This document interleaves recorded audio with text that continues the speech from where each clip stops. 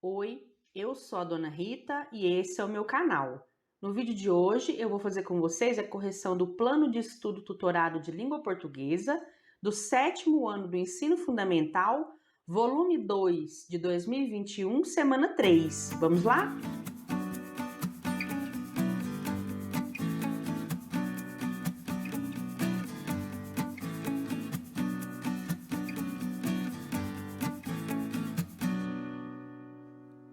Ô, gente, então aqui na semana 3 do PET 2, a gente vai falar sobre discurso direto, discurso indireto e discurso indireto livre. Então você vai fazer a leitura desse texto informativo aqui e principalmente desse boxezinho aqui, ó, onde tem as explicações e alguns exemplos e algumas características de cada um desses tipos de discurso.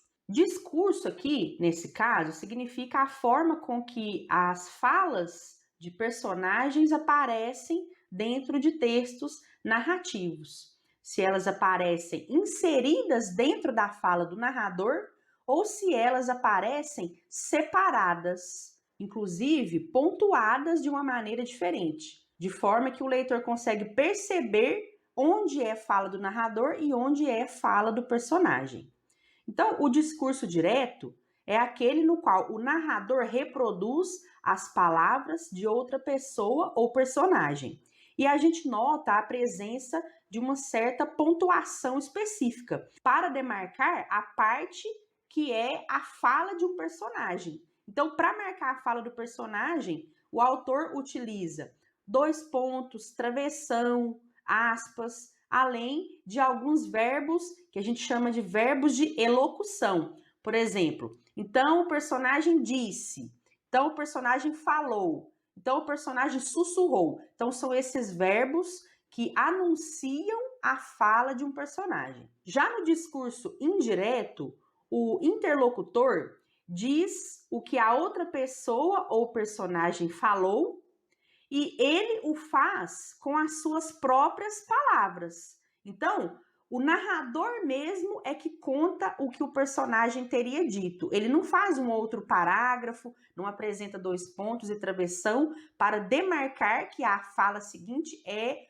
de um personagem. Ele mesmo, o próprio narrador, é que conta o que aquele personagem teria dito. Então, a gente não nota a presença de 2 pontos, de travessão e de aspas. Já o discurso indireto livre é como se fosse uma mistura desses outros 2 tipos de discursos aqui. Ele é caracterizado pela junção dos discursos direto e indireto. Assim, há intervenções do narrador e da fala dos personagens. Então, é como se o narrador colocasse a fala do personagem dentro da fala dele, mas sem demarcar uma divisão, sem apresentar uma pontuação que separa o que é fala do narrador com fala do personagem. Veja esse exemplo aqui, ó. O despertador tocou um pouco mais cedo. Então, isso aqui é o narrador falando. Vamos lá, eu sei que consigo. Essa parte aqui já é o próprio personagem falando para si mesmo. Então, isso aqui seria uma fala de personagem. Se fosse no discurso direto, o narrador iria colocar um travessão ou aspas aqui para demarcar que essa parte aqui, ó, não é o narrador, mas sim a fala do personagem. Se fosse discurso indireto, o narrador diria mais ou menos assim, ó: o despertador tocou um pouco mais cedo e então eu disse para mim mesmo que eu conseguiria, entendeu? Então é o narrador falando o que o personagem teria dito. Já dessa forma aqui, ó, no discurso indireto livre, tem a fala do narrador e tem a fala do personagem, só que tudo isso mesclado, tudo isso junto, né? Tudo isso junto aqui numa mesma construção, no mesmo enunciado, né? Sem a divisão de pontuação, sem a divisão marcada pela pontuação. Sabendo disso, vamos responder as perguntas. Questão 1. No conto A Orelha de Van Gogh, predomina o discurso direto, indireto ou indireto livre? Justifique sua resposta. Predomina o discurso direto, pois há uma clara separação entre as falas do narrador e as falas dos personagens, o que se pode notar pelo uso de sinais de pontuação, como os 2 pontos e o travessão, além da presença de verbos de elocução. 2. Releia o trecho do conto A Orelha de Van Gogh e responda. Então, você vai fazer a leitura desse trechinho aqui, ó. Letra A. Que recurso gráfico foi utilizado para indicar as falas? Então, o que tem aqui nesse trechinho que demonstra para a gente que esse determinado trecho é uma fala de personagem? Como aqui, ó, por exemplo, ou então aqui, ó. Como que a gente sabe que isso aqui é uma fala de personagem? É o uso dos sinais de pontuação. 2 pontos, aqui, ó, dois pontos tem aqui e aqui também. 2 pontos e travessão, que inicia aqui, ó, as falas dos personagens. Além das mudanças de parágrafos. Então, aqui, ó, era o narrador falando. Aí, quando o personagem foi falar, ele fez um outro parágrafo. E aqui também, ó, esse parágrafo aqui é do narrador. E quando vai falar o personagem, ele muda de parágrafo. Então, esses são recursos gráficos que explicam para o leitor quando que é fala do narrador e quando que é fala do personagem. Letra B. Reescreva o trecho usando o discurso indireto. Agora a gente vai colocar as falas dos personagens, só que apresentadas pelo narrador, sem aquela demarcação de pontuação e de parágrafo que delimita onde é fala de narrador e onde é fala de personagem. Então vai ficar assim, ó. Meu pai retirou na biblioteca um livro sobre Van Gogh e passou o fim de semana mergulhado na leitura. Ao cair da tarde de domingo, a porta de seu quarto se abriu e ele surgiu, triunfante, dizendo que havia achado sem dizer o quê. Então você pode observar que aqui, ó, o narrador disse o que o personagem teria dito, só que com as suas próprias palavras, não com as palavras diretas, né, as palavras exatas do personagem. Levou-me para um canto. Eu, aos 12 anos, era seu confidente e cúmplice. E sussurrou, com os olhos brilhando, que a orelha de Van Gogh nos salvaria. Esse trecho aqui, ó, lá no texto original, é uma fala de personagem. Só que aqui ela foi apresentada pelo narrador. Ela foi apresentada dentro da fala do narrador.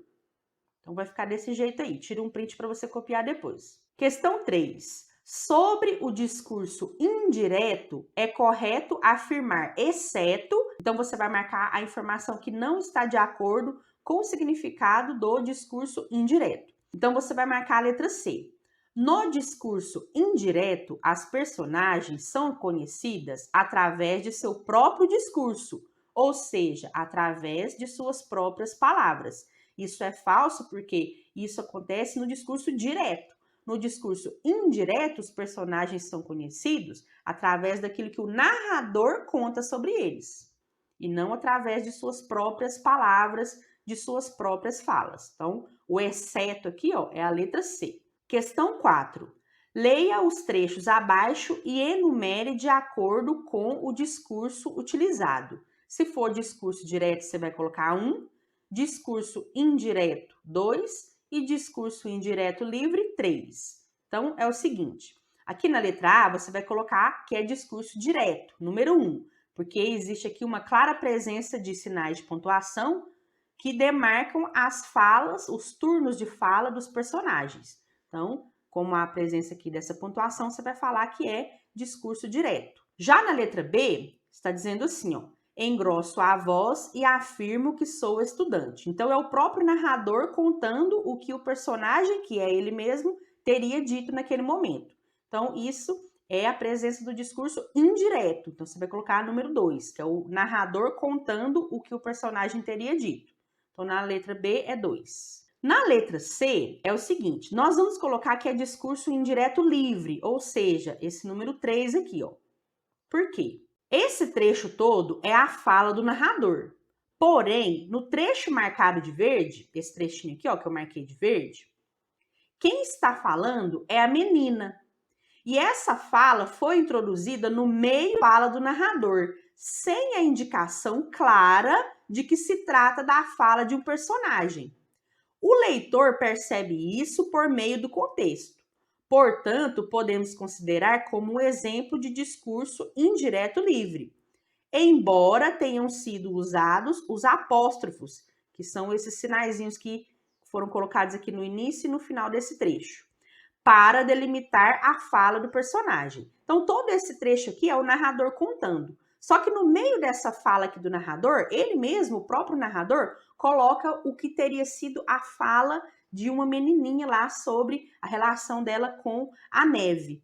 Mas aqui, hora nenhuma, ele fala que esse trechinho aqui é a fala da menina. A gente é que subentende porque a gente está compreendendo aqui o texto como um todo. Então, já que não existe essa indicação clara de que isso aqui é a fala de um personagem, esse trechinho que foi introduzido dentro da fala do narrador, sem colocar travessão, 2 pontos. Então, a gente pode dizer que isso aqui é um exemplo de uso do discurso indireto livre. Então, você vai colocar número 3.